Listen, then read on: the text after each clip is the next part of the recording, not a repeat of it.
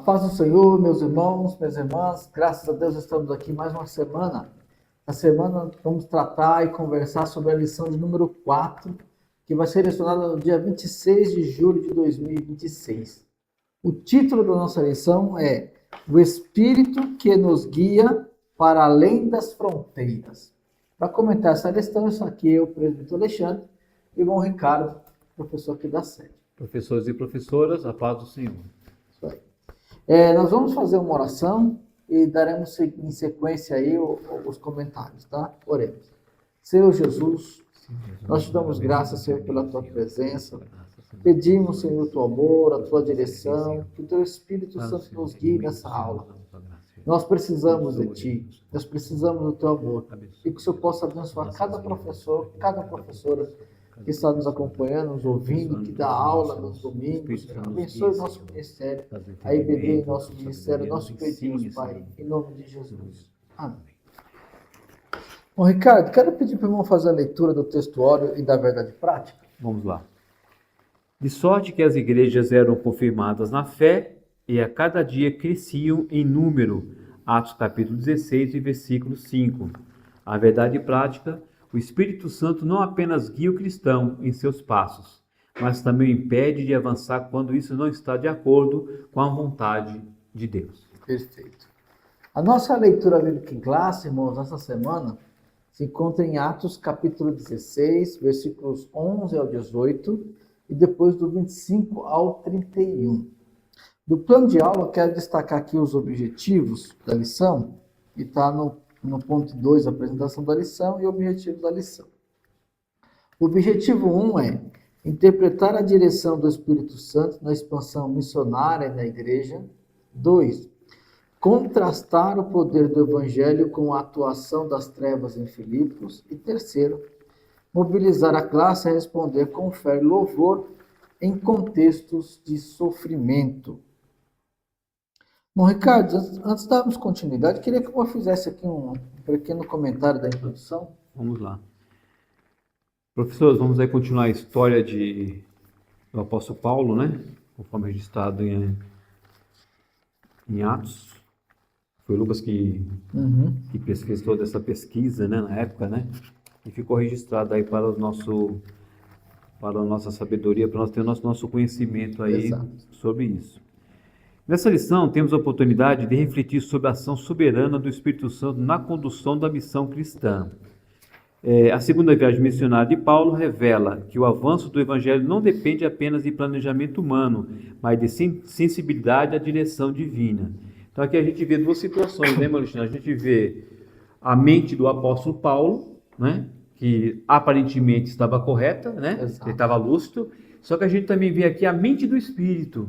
Quer dizer, para onde Paulo queria ir, para onde que o Espírito queria ali naquela hora, onde Paulo, eu queria tal lugar, e Paulo, não, vou para outro lugar. Mas ali era duas mentes, né? A mente do Espírito e a mente de Paulo. Então a gente vai ver aí no comentário aqui que se tirar algumas aplicações pessoais para nossos dias atuais. Isso aí. Entrando no ponto 1, nós temos aqui o Lídia, né? Quando o Espírito abre o coração e funda uma igreja. Nós temos 3 subitens. O primeiro é a direção soberana do Espírito na segunda viagem missionária. 2, fé sincera, sensibilidade espiritual e hospitalidade de Lídia. E o terceiro, a pregação em Filipos, simplicidade, graça e poder transformador. A chegada de Paulo à Macedônia foi literalmente uma direção do Espírito Santo. O irmão já adiantou aqui, a introdução fala sobre essa segunda viagem missionária de Paulo. Então a gente vê, depois de todo aquele contexto da primeira viagem missionária, a porta se abrindo aos gentios, Paulo voltando para Antioquia e continuando ensinando aquela igreja, que era uma igreja diversa. Nós estudamos já aqui, os judeus fariseus desceram de Jerusalém, foram para Antioquia, começaram a ensinar sobre a lei, o povo tinha que se circuncidar, teve o concílio de Jerusalém, e ao retornar do concílio de Jerusalém, com as instruções do apóstolo, Paulo esteve por um tempo, aparentemente pouco, a Bíblia não fala, mas aparentemente pouco, ensinando e mostrando, olha, nós temos que continuar pregando para os gentios, falando do amor de Deus a todas as nações, está aqui as instruções dos apóstolos que nós precisamos seguir, mas de repente ele decide, convida Barnabé e fala, vamos ver como estão nossos irmãos por aí, né? Aonde nós passamos nas primeiras cidades, vamos voltar até lá e vamos ver como estão nossos irmãos. Então a cabeça de Paulo dá-nos a entender que era praticamente fazer o mesmo caminho e de repente ir para uma região mais próxima. Se os irmãos observarem, Paulo ele tenta tomar duas decisões. A primeira é ir para a Ásia e a segunda é ir para a Bitínia. Se depois eu aconselho os irmãos e as irmãs buscarem no mapa, se vocês olharem isso, a Bitínia e a Ásia eram regiões próximas àquelas que Paulo foi na primeira viagem. Paulo passou por algumas e depois essas regiões ficavam próximas. Tem aqui a questão da contenda que houve entre Barnabé e Paulo. Barnabé pegou João Marcos, foi para um lado, Paulo tomou a companhia de Silas, né, ou Silvano, de acordo aí com nas cartas, ele aparece mais como Silvano, e ele vai visitar as igrejas que eles pregaram antes. Paulo passou por algumas dessas cidades, tanto que nessa viagem ele incorpora Timóteo na sua companhia, na sua comitiva, só que depois, é importante citar isso, ele decidiu ir para a Ásia. E na Ásia, a Bíblia deixa bem claro que o Espírito Santo não permitiu. E aí ele fala, então vamos para Betínia, é um pouquinho mais para cima. E aí o Espírito do Senhor, também o Espírito de Jesus Cristo, o mesmo Espírito Santo, não permite também. Ele tem essa direção, então ele desce para um outro caminho, vai parar em Troade, se eu não me engano. Ele vai parar em Troade. E lá em Troade, ele vai ter a visão à noite daquele homem que pede a ele que passe a Macedônia. Então veja bem, ele entende que as duas vezes que ele tentou ir para essas cidades pregar o evangelho e não foi permitido pelo Espírito Santo, após essa visão, então ele entende, eu preciso ir para a Macedônia. Aqui, irmãos, é importante nós falarmos isso porque às vezes nós temos bons planos, só que nós evitamos, ou às vezes não queremos, ou achamos que não precisa, deixar que esses planos sejam direcionados pelo Espírito Santo. Seja principalmente na obra de Deus. A gente gosta de fazer isso e falar dessa forma, e é importante para as nossas vontades, né? Eu tenho vontade de fazer uma viagem, eu tenho vontade de mudar de cidade. Tudo isso é importante ter a direção do Espírito Santo. Só que essa lição vem trazer a direção do Espírito Santo para a obra de Deus. Um trabalho específico que eu quero fazer, uma evangelização diferente em tal bairro, em tal lugar. Será que não é que a direção, o Espírito Santo não vai nos usar em todos os lugares? Mas tem situações específicas que o Espírito Santo quer fazer algo diferente. Ou se nós pegarmos essa questão de Macedônia aqui, o Espírito Santo quer que a gente vá mais longe. Se Paulo ficasse parado na Ásia ou na Bitínia, ele estaria praticamente nas mesmas proximidades do que ele fez na primeira viagem. E o Espírito Santo agora levou Paulo para uma região mais distante. E lá tinha-se judeus, mas não se tinha um ouvido do Evangelho ainda. Então, qual é a direção do Espírito Santo para o teu trabalho, professor, para o meu trabalho, para a congregação? Isso aqui é importante. E aí, irmão Ricardo, queria que eu complementasse, eu já comentasse o item 2 aqui. Interessante, Alexandre, que você, puxando um pouco o que você está falando, né? Dava a entender que às vezes a pessoa inclui tudo, inclui todos, mas parece que deixa de incluir Deus nos planos dele. É engraçado, é importante né? isso. Às vezes a pessoa esquece, né, de às vezes incluir Deus no plano, né? Inclui tudo e todos, mas Deus ele não inclui. Aí Deus fala, eu estou aqui ainda, né? Você precisa ter me incluído também. Deveria ter pensado em mim um pouco, né? Agora. Aí depois não reclama, né? Não pode. Mas legal. A gente vai trabalhar aqui, Alexandre, eu vou falar um pouco da palavra-chave fronteiras, né? Essa palavra-chave, professor, é importante porque não deixa a gente desfocar o assunto na hora. Às vezes você está falando um assunto e um determinado aluno, ele quer saber de alguma coisa, tal, ou não quer dar, às vezes até dá uma alfinetada, né? Às vezes, né? Ou ele quer uma curiosidade, às vezes é sincero, às vezes não é. E ele pega uns assuntos e ele fica aí, às vezes o professor fica preso 20 minutos no assunto. Agora, quando você fica focado na palavra-chave fronteira, você volta novamente, fala, irmão, vamos voltar porque a nossa palavra-chave hoje é fronteira. Na lição 4 é fronteira. Cada lição tem a sua palavra-chave. Mas é a palavra-chave para a gente, né, não desfocar. Isso é muito importante para cada professor. Porque isso acontece comigo, provavelmente já acontece com você e outros irmãos. Sempre está acontecendo isso. Exato. Veja bem, a gente pode aqui... Paulo, ele teve uma visão, né, irmão Alexandre? Paulo, ele foi uma coisa assim que contaram para ele. Ele teve uma visão. A experiência de Paulo ensina que visões são biblicamente possíveis. Eu posso ter uma visão? Pode, que é biblicamente possível um crente, né, um irmão, um pastor, um professor de escola dominical, né, um porteiro, um tesoureiro, que tem uma visão. Isso é normal, né, de uma pessoa ter uma visão. Biblicamente é possível. Mas precisam ser examinadas, uma visão genuína. Precisa ser examinadas. Se realmente é aquilo, se não é. Às vezes não é. Mas vamos lá. O que precisa ser examinada? Se ela não contradiz as escrituras, tem que ver se bate, né? Que às vezes não bate. Se essa visão, ela exalta Cristo, está exaltando Cristo? Não, precisa tomar cuidado, que às vezes não está exaltando Cristo. Se ela serve à missão, às vezes porque alguém fala pensa que fazer missão é turismo, né? Isso vai falar, se não me engano, na lição 5, porque alguém acha que quando Paulo chegou lá em Atenas, ele foi fazer turismo, mas depois a gente fala um pouquinho lá. Ele não foi fazer turismo em Atenas, nem foi fazer turismo aqui, que Atenas é um lugar muito bonito, né? Mas ali não era turismo. Tem que ver se serve a missão, se essa visão, né, tá batendo com a missão que ele foi específica. Pode ser confirmada comunitariamente, precisa ver se a comunidade...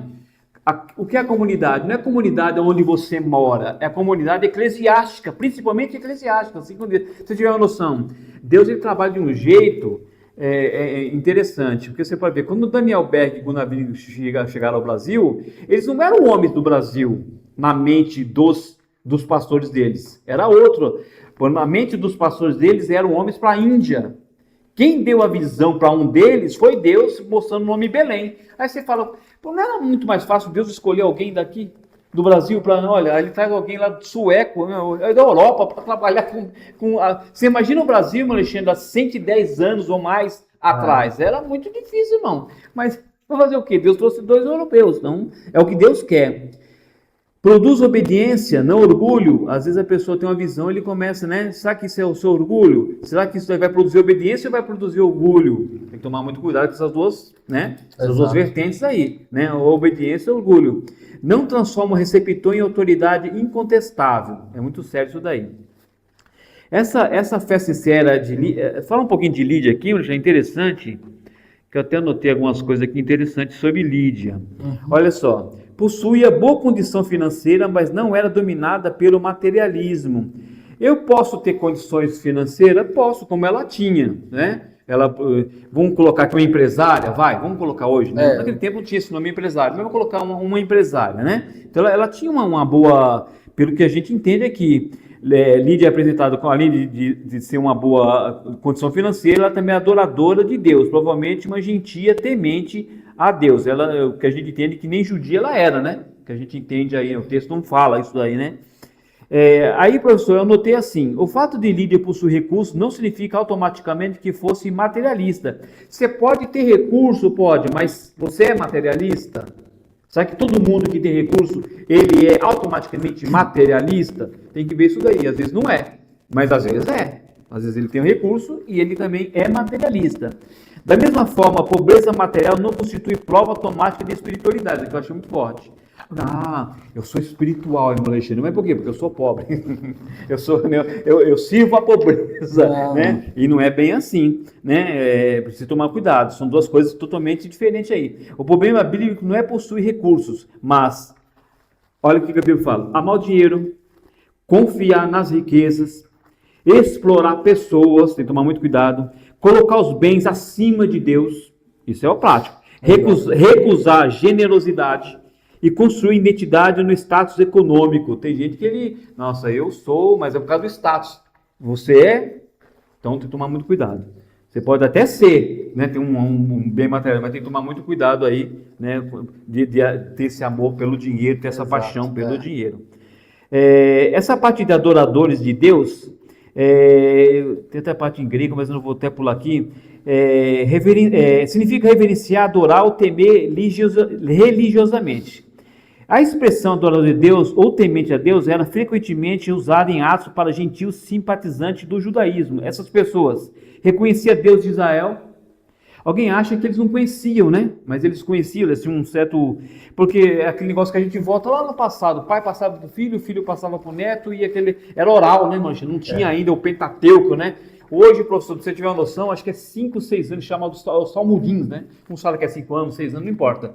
Porque eles ensinam os filhos, um judeu hoje, um judeu, né, de uma idade de 5, 6 anos, e hoje ele já sabe o Pentateuco de cor. Você imagina, hoje nós temos dificuldade, né? Criança com 7, 8 anos, se você mandar falar, por exemplo, fala aí os 12 discípulos, o nome dos 12 apóstolos, ele tem dificuldade, ele não sabe falar o nome dos 12 apóstolos, não sabe falar as 12 tribos de Israel, será que sabe falar as 7 igrejas da Ásia de Apocalipse de cor? Então já tem uma série de dificuldades. Os talmudistas não, eles são treinados já com 5, 6 anos a saber o Pentateuco de cor, que é os 5 primeiros livros. Olha só a diferença aí. Adoradores, reconhecia o Deus de Israel, frequentavam reuniões judaicas, respeitavam princípios éticos das escrituras e podiam participar de orações. Nem sempre haviam se tornado proselitas completas. Então elas não eram assim completas, mas elas tinham uma certa participação ali na sinagoga. A gente também vai ver que Paulo também, ele usou uma estratégia de ir lá na sinagoga, tal. Você vê, Paulo ele era um homem estrategista no sentido espiritual, né? Interessante isso aí. Sobre a fronteira aqui, Alexandre, rapidinho, palavras fronteiras, não vou falar tudo porque não dá tempo. Essa palavra fronteiras aqui, Alexandre e professor, ela tem várias dimensões.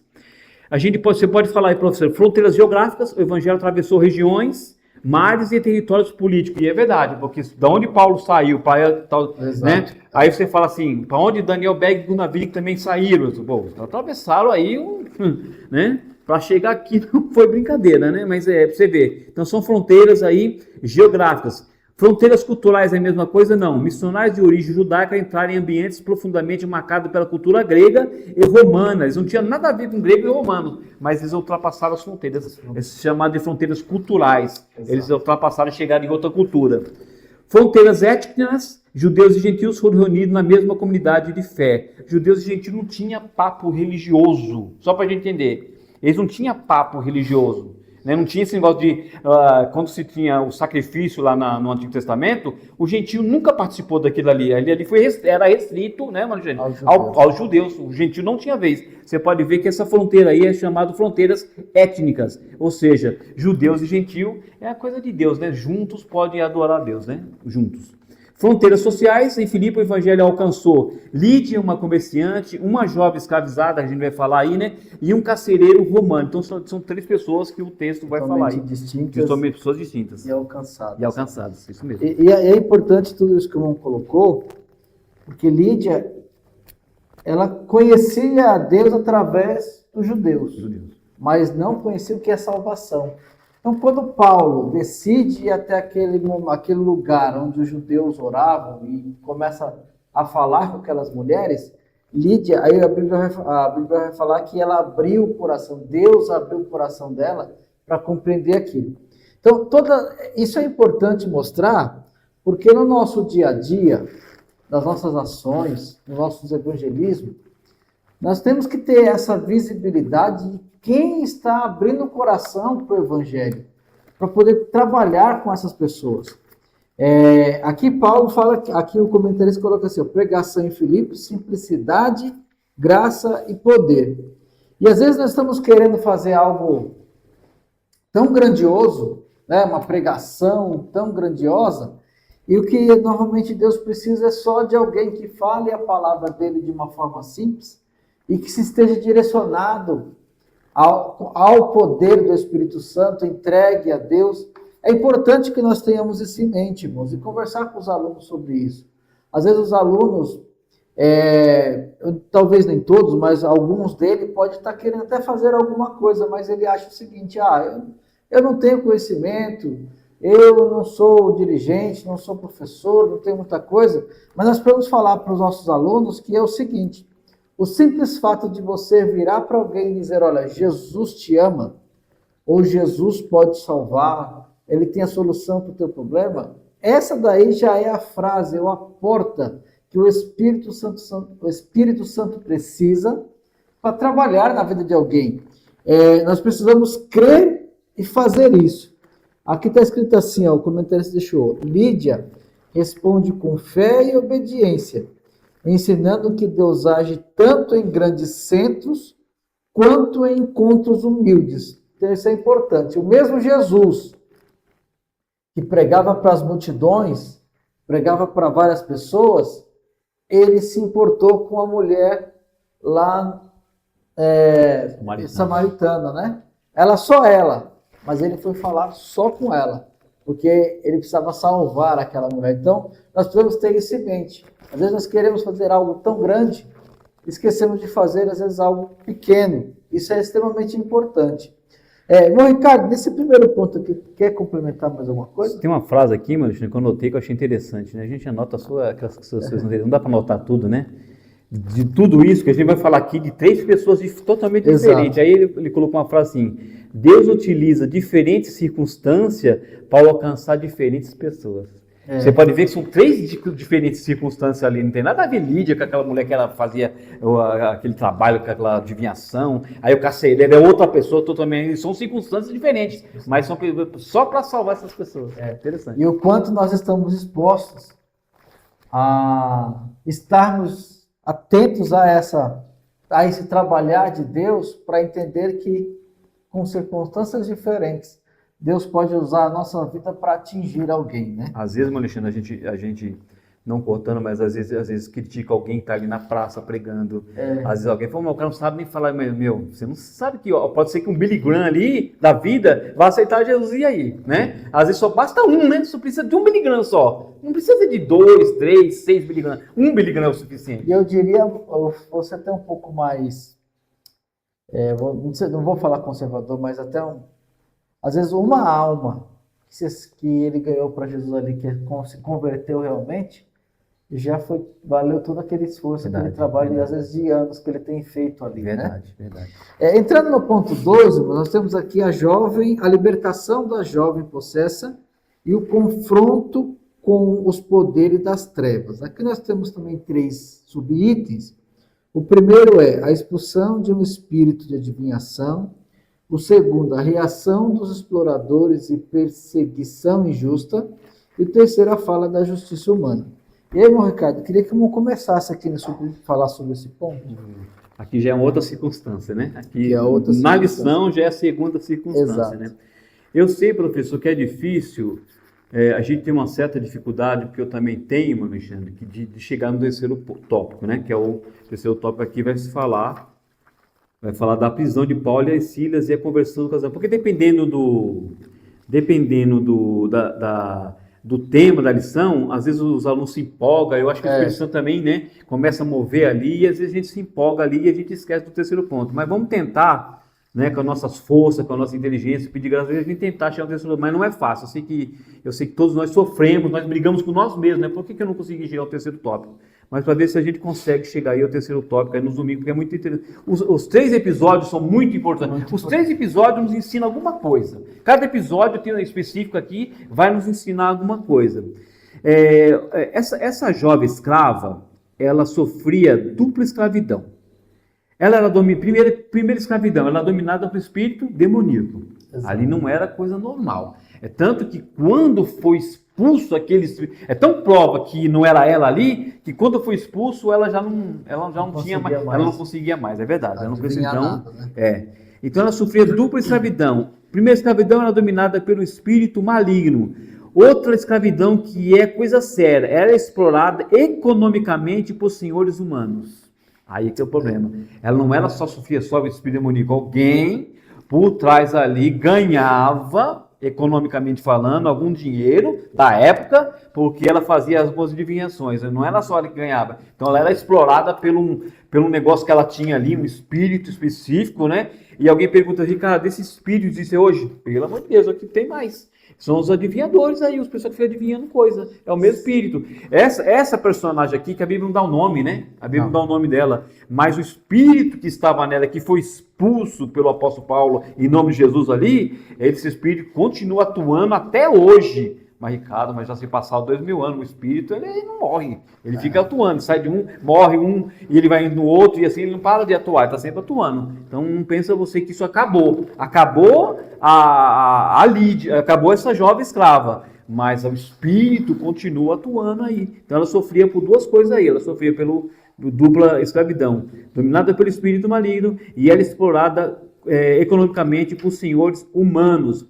Essa palavra aqui, pneuma, pitona, eu me aprofundei um pouquinho e eu descobri uma coisa. É o significado, qual o significado que você traduz aqui é o tal de Piton. Na região grega, Piton era uma serpente mítica associada ao santuário de Delfos. Gente, nós estamos falando aqui de idolatria. É tanto que vai falar um pouquinho de idolatria também na lição 5, né? Porque onde Paulo foi, ele viu, depois, né, ele viu muita coisa ali, certo? Segundo a tradição pagã, o deus Apolo teria derrotado Piton e assumido o controle do oráculo. Por isso o termo passou a ser relacionado à adivinhação, oráculos. Por isso que às vezes tem filme, vou consultar o oráculo. Eles mostraram em alguns filmes aí, não vou falar nomes, mas eu vou consultar o oráculo. São as pessoas que adivinham coisas, certo? Não confunda, né, Marcelo, oráculos com profeta bíblico. Não vai confundir essas coisas. Oráculo no grego é uma coisa, profeta bíblico é outra coisa. Dom de profecia e tal é outra coisa. Predição do futuro, pessoas consideradas médiums, pronunciamentos inspirados por divindades pagãs. Quando se fala divindades, vou ser bem claro aqui, são demônios. Divindades são demônios. Não vamos fazer nem rodeio aqui. Divindades, elas são demônios específicos, né, Murilo? Embora sejam deuses também, mas sempre tem uma representação demoníaca. Somente uma entidade, não é? Por trás disso sempre é uma entidade por trás disso daí. É o que ela tinha, né? É o que ela tinha. E aqui, irmão, sobre esse ponto aqui, eu vou usar um pouquinho o que a gente tem no auxílio bíblico teológico, que isso é muito importante. O discernimento espiritual e a integridade do evangelho, pelo seguinte: se nós olharmos o contexto do versículo, Paulo ele não foi atrás de expulsar o demônio dessa menina. O alvo dele era pregar o evangelho. Ao encontrar Lídia e algumas pessoas ali que estavam dispostas a ouvir o evangelho, ele se dirigiu a elas. Mas note que o contexto dos versículos, depois é importante que os irmãos aí leiam o capítulo 16 para pegar esses detalhes. Mas veja que assim, quando ele saía de casa para se dirigir ao local que ele costumava pregar o evangelho, a mulher ia atrás dizendo: olha, esses homens que nos anunciam o evangelho são homens de Deus, eles são verdadeiros, eles pregam a salvação em Deus. E aqui tem dois pontos. Paulo, ele só repreende esse espírito maligno porque ele se sentiu perturbado. Agora, um outro ponto é o seguinte: essa mulher, ela tinha uma autoridade, mas, deixa eu ver se eu consigo ser bem claro aqui no que eu estou dizendo. Não é que ela tinha uma autoridade que ela mandava e desmandava. Com a ação daquele espírito nela, fazia com que ela adivinhasse coisas. Então é mais ou menos assim o que ela fazia, porque ele tinha ganhos econômicos. Talvez ela falasse assim: vocês hoje vão vender naquela região ali. E chegavam lá, vendiam muito. Aí, olha, hoje vocês têm que fazer mercado, vocês têm que vender só esse tipo de mercadoria. E eles iam lá então ela fazia alguns tipos de adivinhações que aos homens seguirem aquela adivinhação, eles ganhavam muito dinheiro. Agora, Paulo poderia ter aproveitado isso e falado: já que ela está dizendo que eu sou homem de Deus, que nós somos homens de Deus, então vamos colocar o evangelho. Mas imagine a mistura que seria o evangelho sendo pregado, embasado numa visão demoníaca. Então, Paulo, percebendo isso, ele não quis conversa com esse tipo de situação. Ele não quis conversa com esse tipo de sincretismo ou mistura. Ele disse para aquela mulher, olha, eu não aguento mais isso, então, demônio, sai dessa vida. Ao mesmo tempo, aquela mulher ficou liberta. Só que, ao ter a liberdade, ele sofreu a pena aqui, né? Os homens viram que seus lucros não existiam mais, seus lucros foram prejudicados e fizeram um tumulto para que Paulo e Silas fossem presos. Mas Paulo, ele tinha a decisão de talvez usar aquela situação para o bem, e ele não usou. Então, até pegando um pouquinho o início essas duas vertentes de decisões, Paulo, quando ele percebeu que o Espírito Santo não deixou ele ir para um lugar, mesmo que fosse para pregar o Evangelho, ele não foi, porque o Espírito de Deus não deixou ir. E quando ele viu a direção do Espírito Santo que eu tenho que ir, ele foi. Aqui ele poderia ter usado as palavras desse espírito maligno para poder fazer o Evangelho crescer. Mas se ele fizesse isso, isso iria denigrir a mensagem do Evangelho. Ia desvirtuar o que é o Evangelho e o que o Evangelho prega. Então ele vai esse confronto com o poder das trevas. Nós temos que ter isso em mente. O que nós estamos fazendo ou querendo fazer? O irmão Ricardo fez várias perguntas aqui no começo, né? Para uma visão. E de alguma forma a gente pode pegar isso para alguns comportamentos nossos. O que eu quero fazer, o que eu quero atingir, está dentro da palavra de Deus? Está de acordo com a palavra de Deus? Vai haver alguma mistura, algum prejuízo para a doutrina bíblica? São coisas que nós temos que pensar, porque a obra de Deus, ela não está presa literalmente a tudo que dá resultado eu tenho que fazer. Não é bem assim. Às vezes a ação que o Espírito Santo quer não vai dar muito resultado, mas é essa ação que ele quer fazer. E o resultado não está na nossa mão ou no que nós vamos fazer. O resultado do nosso trabalho de evangelismo, de buscar a Deus, está sempre relacionado à ação divina, à ação do Espírito Santo. Irmão Ricardo, eu queria ter um item 3 aqui para conversar, fica à vontade. Tá. Eu, antes de conversar um pouco sobre o item 3, a fase da justiça humana, vamos ler aí, professor. Pede até, eles até bem pede para ler, né? Deuteronômio 18, do 9 ao 11. Porque a gente está falando se pode, se não pode, e às vezes, vamos ver o que a Bíblia fala sobre isso, né, irmãos? Vamos ver o que a Bíblia fala sobre esse negócio de adivinhação aí. Deuteronômio 18, pede para ler do 9 ao 11, mas vou ser rápido aqui, vou ler até o 14 para a gente entender. O 14 ele é muito forte. Então vamos lá. Quando atendares a terra de Yahvé, teu Deus, te conceda, não aprendes a imitar as abominações praticadas por aquelas nações. Olha só, não aprenda a imitar as abominações, porque se você vai para uma terra dessa, é lógico, você vendo, você vai querer imitar, né? Porque vai, né? Opa, dá lucro, né? É bonito de ver, realmente é bonito. Você vê uma pessoa se expressar, é bonito, porque ela, pô, será que o que essa pessoa está falando? Será que eu, de vez em quando, a gente vê alguma coisa aí, né? Ninguém é louco. Né? Ninguém é hipócrita, de vez em quando você está ouvindo alguma coisa, alguém falando alguma coisa na televisão, principalmente podcast, né? Agora podcast está em alta, né? E elas vão lá, falam, e você fala, mas pastor, e não aconteceu? Bom, que entre o teu povo não se encontra alguém que queime seu filho ou filha, nem que faça presságio, olha lá, oráculo, adivinhação ou qualquer tipo de magia, ou que pratique encantamentos, nem que seja médium, consulte os espíritos ou invoque os mortos. O Senhor odeia quem pratica qualquer dessas abominações. Não é nós que odiamos, não são os pastores assembleanos, pastores batistas, não somos nós que odiamos. Está escrito aqui que é Deus que odeia, não é nós, manjando. Exato. Vou deixar bem claro aqui. O Senhor odeia quem pratica qualquer dessas abominações. E é abominações, né? E é justamente por causa desses pecados, olha só, não é nós, é a palavra de Deus, que Yahvé, teu Deus, vai expulsar aquelas nações em teu favor. O 13 fala assim, portanto, permaneças inculpável perante o Senhor teu Deus. Olha só o 14.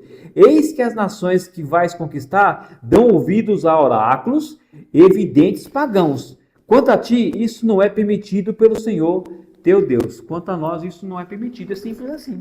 Não é permitido. Você até acha engraçado a pessoa falando, mas não é permitido. Você crê naquilo, porque você pode até ouvir. Porque quem que vai tampar seu ouvido de ouvir? Vou deixar bem claro aqui. Só que a diferença é crer naquilo. Que às vezes a pessoa ouve, é igual o evangelho. A gente vê que vai ver na lição 5 que Paulo pregou muito lá. Mas parece que só 2 ou 3 acreditaram que estava acreditando. O resto chamar de um nome lá que eu não falar, senão vai adiantar a lição. Senão a gente vai fugir que o nosso assunto é fronteiras, né? Nossa palavra-chave. Mas assim, o perigo está no crer. No crer que é perigoso.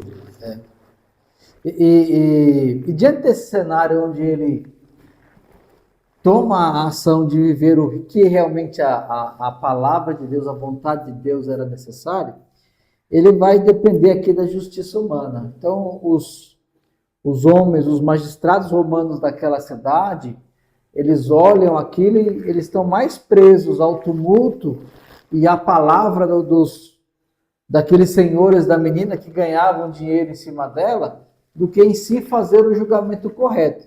Provavelmente eles devem ter olhado comerciantes, homens de autoridade aqui em Filipos e tal, aquela multidão que eles não pensaram 2 vezes. Rasgaram as vestes de Paulo e Silas, desceram as varadas, bateram nele com varas, mandaram prender, e a gente sabe que Paulo como romano, Paulo e Silas, né? Aqui Paulo e Silas como romanos, não poderiam ter sido julgados dessa forma, e apanhado dessa forma, sem um julgamento formal. E assim eles fizeram. Aqui um ponto importante. A justiça humana, ela falha. Mas nós não podemos depender da justiça humana para dizer se nós vamos ser ou não fiéis a Deus. Um dos pontos da nossa lição aqui, dos objetivos, é justamente esse. Diante das dificuldades, nós podemos manter a nossa fé como ela deve ficar. Acreditar e agir da forma que precisamos agir conforme a palavra de Deus. Isso aqui é extremamente importante. No finalzinho desse item 3 diz assim: Deus continua soberano, inclusive nas prisões da vida. E é justamente neste contexto que o Senhor transformará dor em testemunho, como no episódio da prisão de Paulo e Silas, e a conversão do carcereiro, que é o que nós vamos entrar agora. O Ricardo falou aqui dos 3 cenários, né? Então, o primeiro foi aqui o coração aberto da Lídia. O segundo, a gente não tem um respaldo bíblico para dizer se essa menina se converteu ou não. Ela foi liberta do espírito maligno. Podemos entender que depois disso, ela também, como ela também era escrava, não sei, mas pode ser que ela tenha se mantido fiel e uma cristã serva de Deus, mas a Bíblia não nos dá respaldo. Só diz que o Espírito deixou ela e ela parou de adivinhar. Agora, entrando no ponto 3, nós temos aqui a prisão de Paulo e Silas e a conversão do carcereiro. Também nós temos 3 subitens aqui. Primeiro, açoitado e preso por causa do Evangelho. O segundo, o louvor que abre as portas e transforma ambientes. E o terceiro, a conversão do carcereiro e a vitória da graça. Essa questão do que Paulo e Silas sofreram aqui por conta de tomar a decisão correta, veja bem como nós temos que tomar muito cuidado.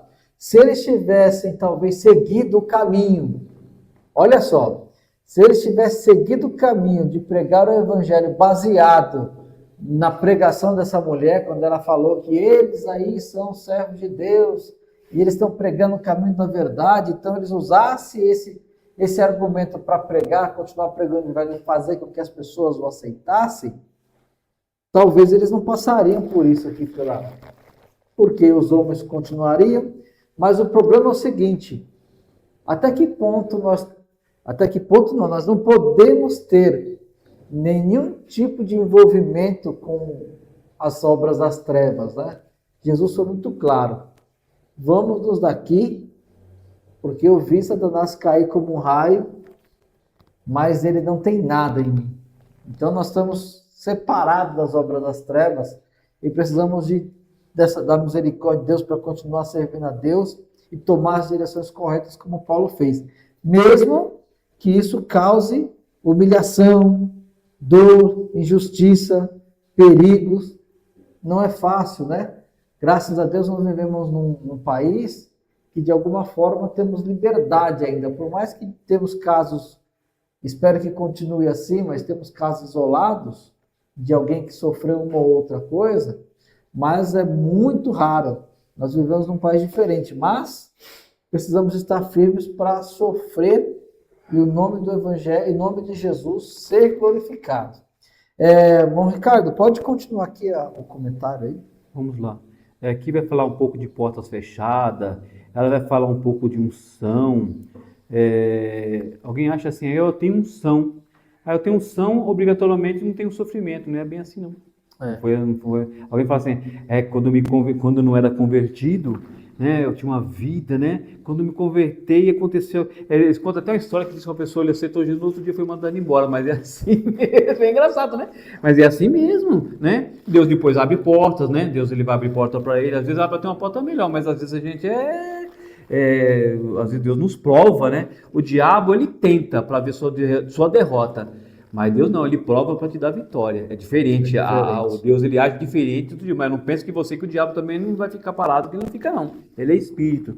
Então a unção, ela não é ausência de sofrimento. A unção não tem unção, não quer dizer que você vai ser ficar ausente de algum tipo de sofrimento, mas não. Ela só que esse sofrimento, meu Alexandre, ele capacita o crente, né? A você ter força, porque seria muito fácil você ser usado por Deus e não ter nenhum tipo de sofrimento. Seria muito fácil. Não tenho sofrimento mesmo. Vai falar assim, eu estou até gostando desse negócio aí, não tem sofrimento mesmo, mas não é assim não. Como é que você vai ser capaz? Como é que você vai mostrar? Você vai encontrar uma pessoa desanimada, como é que você vai animar essa pessoa se você lá atrás nunca passou por nada? Então você precisa ter uma história para contar. Qual é a sua história? Tem muito aluno, qual é a sua história? Qual é a sua história física? Qual é a sua história espiritual? Qual é a sua história familiar? Você precisa ter uma história. Já pensou um homem, Alexandre, sem história? Não é assim que funciona. Jesus teve a história dele, a história de Jesus foi a cruz. A história de Paulo ele perdeu a cabeça. Fora o que você já falou, ele bateu com vara. E se você for estudar mais, foi só isso daí, não.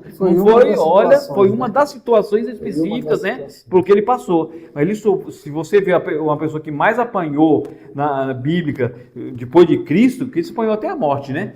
Foi o apóstolo Paulo, se a gente for parar para pensar. Os outros também, né? Só que se você for parar fazer uma história de pessoas, todos foram mortos. Até os profetas do Antigo Testamento foram mortos. Jeremias acho que foi cortado ao meio, né? Aí você pergunta por quê? É isso aí. Tinha unção, mas não era ausente de sofrimento. Mas tinha unção. Então, às vezes a pessoa confunde as coisas, né? Ou às vezes aquela pessoa só tem sofrimento e não tem unção. Isso também. Eu só sofro, são coisas, né, interessantes que acontecem na vida do crente. Olha só, isso aqui eu até grifei aqui, Alexandre, porque alguém acha que foi fácil. Quando você falou que ele foi açoitado, eles lançaram ele no cárcere interior. Isso é um cárcere, quando fala cárcere interior, se você estudar profundamente, é um lugar muito fundo, de sofrimento para judiar mesmo da vítima, tá? E uma coisa interessante, isso eu grifei, com os pés presos no tronco. Aí você pensa assim, você imagina o seu pé preso meia hora, é uma coisa. Agora, seus pés presos um dia, quando eles soltam aquilo, a dor, primeiro que antes de soltar a dor já porque você fica numa posição só. Exato. Porque quando você está na sua casa lá, às vezes você está em pé, às vezes você está sentado na sofá, às vezes você levanta para beber uma água, mas depois você já está na cadeira, mas depois você já está sentado na escada. Nós somos assim. Ou você está dormindo, uma hora você está deitado, uma hora você já está dirigindo, uma hora... Ali não, eles prenderam ele, os pés presos no tronco, para judiar mesmo. Daqui vocês não saem. Daqui eu coloquei vocês para vocês não fugir. Eles ficam trancalhados na forma deles não fugir mais. Tratado como criminosos, perigosos, gente, isso aqui... Olha, Alexandre, gente, é por isso, Alexandre, que fala aqui num ponto lá que falha na justiça humana. Aqui houve uma falha na justiça humana. Eles eram perigosos? Qual a falha na justiça humana aqui? Eles eram perigosos? Não. Olha só, o que mais? Sofrimento extremo, contudo aquele ambiente de aflição tornou-se cenário da manifestação do poder de Deus, mostrando que nenhuma prisão é capaz de limitar a ação soberana do Senhor. Deus também queria mostrar o seu poder e tirar eles ali, né, e trazer ali uma nova novidade. Ali foi uma experiência que eles tiveram com o sobrenatural, mais uma, né? porque de muitas que virão lá, até a gente chegar na lição 13, a gente vai ver muitas experiências aí. Mas foi uma das experiências, existia um propósito por trás disso, não era qualquer coisa. Eu anotei aqui, para o professor, se quiser passar para o aluno, existem algumas explicações pessoais, tá? Quando a circunstância, quando as portas se fecham. As portas se fechou, ora, as portas se fechou, adore. Não deixa de adorar. Aí você pode ver que eles oraram, eles adoraram, não importa. A porta está fechada, eu estou aqui com meus pés no tronco aqui, mas eu vou adorar assim mesmo. Porque tem gente que só quer adorar só um lugar bom, né, Marjana? É um ambiente bom, todo mundo legal, todo mundo gosta, né? Todo mundo gosta de mim, né? Tá na abundância, tem comida, coisa boa de adorar. Domingo tem aquele macarrão com franga, Coca-Cola, aquela coisa aí, fácil. Mas aqui não tinha nada disso aqui, não. Aqui era muito sofrimento. Fora os textos escritos falam, né? Sofreram humilhação, dor e injustiça. Então eles estavam sofrendo, fora a humilhação, né? Porque se a gente for parar, apóstolo Paulo, ele era o cidadão. Se a gente for analisar aqui, se a gente voltar aqui, professor Paulo, ponto 3, a falha humana era profunda, porque ele era cidadão romano. Não era para ter feito isso com ele. Olha só como que ia. Olha. Mas é por causa do evangelho eles passavam isso. Então, porta fechada, ore, adore, não se entregue à sua dor. Tem gente que se entrega, para mim não dá mais, Alexandre, eu estou sofrendo demais, já tem 5 anos que estou nessa situação, eu não quero mais. Não se entregue à sua dor. Ciclo começa, ciclo termina. Só para começar outro ciclo precisa terminar o anterior, senão não começa outro ciclo. Porta se abre, porta se fecha, porta se fecha. Porta se abre, termina o seu ministério aqui, começa em outro lugar, né? Não é assim que funciona? Exato. E aproveitando o que o irmão está falando, essa parte é importante, porque tudo isso, eu não vou falar que Deus criou esse cenário para salvar o carcereiro, mas esse contexto trouxe salvação para o carcereiro. Porque o que o carcereiro estava vendo é o seguinte: entregaram para ele 2 criminosos. 2 homens de alta periculosidade, ponham esses homens lá no final, no cárcere interior. E de repente ele está ouvindo esses homens cantar louvores e orar à meia-noite, com as costas, a gente costuma dizer no nosso linguajar, né, com as costas quentes por conta das varadas que tomou, os pés presos. E aí de repente aquele terremoto. E o carcereiro, quando viu aquele terremoto, e quando ele olhou assim, as portas da cadeia, todas elas caídas, ele falou, pronto, agora eu vou me matar porque vão me matar. E ele, quando ele ia se matar, os homens gritaram lá, Paulo gritou, não faça isso com você, está todo mundo aqui. Agora, o que eu fico pensando assim, a situação que Deus criou, como o Espírito Santo trabalha. Paulo e Silas, eles estavam na prisão interior. Como é que eles sabiam que ninguém escapou? Será que tinha um contexto que permitia que ele visse? Porque ele não estava talvez tão perto dos outros presos, mas outros presos também. Aquele ambiente de adoração, aquele ambiente que se criou, a ação do Espírito Santo através da adoração, da oração de Paulo e Silas, foi algo tremendo. E aqui está um exemplo que nós precisamos seguir, que nós precisamos buscar. E através disso, veio salvação para o carcereiro, porque ele viu aquele cenário, ele falou, esses homens aqui, tem algo especial neles. E aí ele já falou, o que eu preciso fazer para ser salvo? Aí Paulo falou, crê, vai ser salvo você e sua casa. Aí vem aqueles pontos que fogem um pouquinho do nosso contexto, né? Aí o carcereiro já pegou os prisioneiros lá, já levou para casa. Já passou um bálsamo nas costas dele, nas feridas e tal, e de repente veio a notícia, libera esses homens aí. Aí Paulo falou, aí o carcereiro veio para falar com Paulo, né? Vocês estão livres, pode ir. Aí Paulo, não, assim não. Vai lá para eles lá que nós somos romanos e que eles fizeram errado. Mas que nós precisamos entender, irmãos, que precisamos de terminar aqui a nossa aula, mas acho que isso é importante. O irmão Ricardo frisou muito bem aqui, que diante das situações difíceis, nós não podemos simplesmente abandonar, nós temos que crer na direção de Deus, crer naquilo que o Espírito Santo quer para a nossa vida e fazermos e seguirmos esse caminho. E a adoração, a oração, é o caminho que nós temos para buscarmos de Deus essa direção e buscarmos de Deus a solução dos nossos problemas, porque aí Deus sabe como fazer as coisas. Meus irmãos, minhas irmãs, vamos ficando por aqui. Que Deus os abençoe em nome de Jesus. Sim, eu